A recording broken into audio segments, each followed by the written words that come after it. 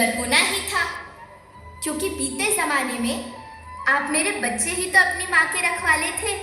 आप लोग प्राकृतिक खेती करते थे और फिर हमारी सभ्यता में तो प्रार्थना भी धरती कल्याण की है। ओम द्यौ शांति, अंतरिक्षः शांति, पृथ्वी शांति, ओषधयः शांति, वनस्पतयः शांति। ओम शांति शांति शांति।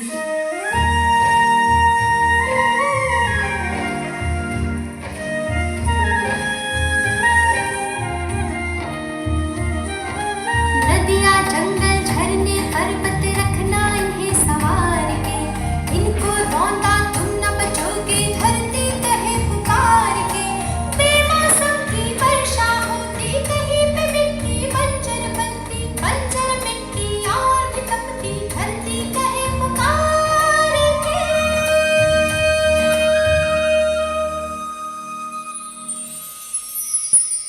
हजारों साल से मनुष्य धरती की गोद में रहता आया है, लेकिन आज मैं आपसे पूछती हूँ कि आपने इसके बदले धरती माँ को क्या दिया? ये जहरीले रसायन और प्राकृतिक खाद जो मिट्टी को बंजर कर रहे हैं, उर्वरकता को बर्बाद कर रहे हैं। आप अच्छी पैदावार के लालच में जो रासायनिक खाद अपने खेतों में डाल रहे हैं, वो अभी तो लाभ देगी, लेकिन लंबे समय में उसी रासायनिक खाद का नुकसान भी है। रासायनिक खाद जहर समान है, और तो और फसलों में पानी की खपत भी बढ़ गई है, जिससे खेती की लागत बढ़ रही है और पानी का स्तर जमीन के काफी नीचे जा रहा है।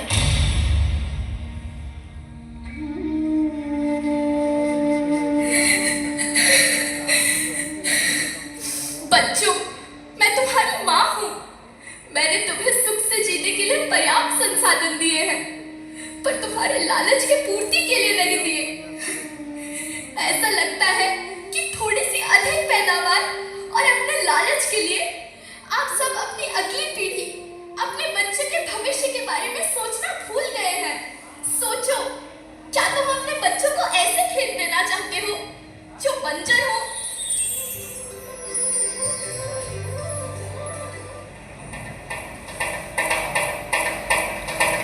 अभी ये संभले मेरे बच्चे तो फिर तुम पछताओगे। नेचुरल फार्मिंग न हुई तो हाथ धरे रह जाओगे। माँ का शोषण कौन है करता, कौन है मिट्टी जहर से भरता, जब से जैविक खाद को छोड़ा खुशहाली से नाता तोड़ा।